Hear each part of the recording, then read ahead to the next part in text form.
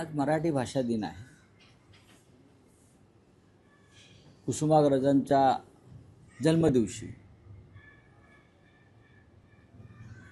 हा दिवस साजरा केला जातो अनेक वर्ष.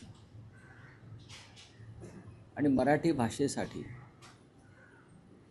साहित्य, लेखन, कला, कविता, नाट्य, मराठी सिनेमा या सगळ्यांसाठी हा दिवस प्रेरणादायी आहे.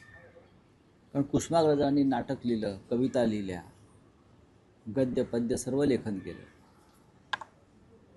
त्याच्यामुळे आज मला कोणतरी सांगितलं की सरकारने विश्व मराठी साहित्य संमेलन ठेवलेलं आहे.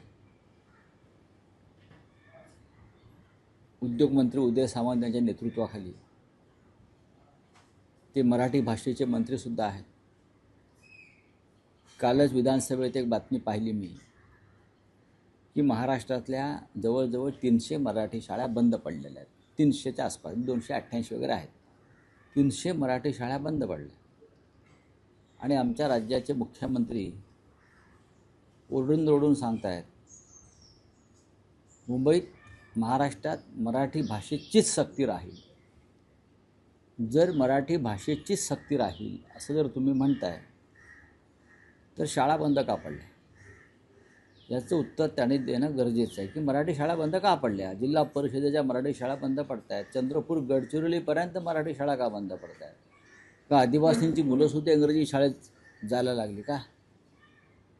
हे ढोंग आहे.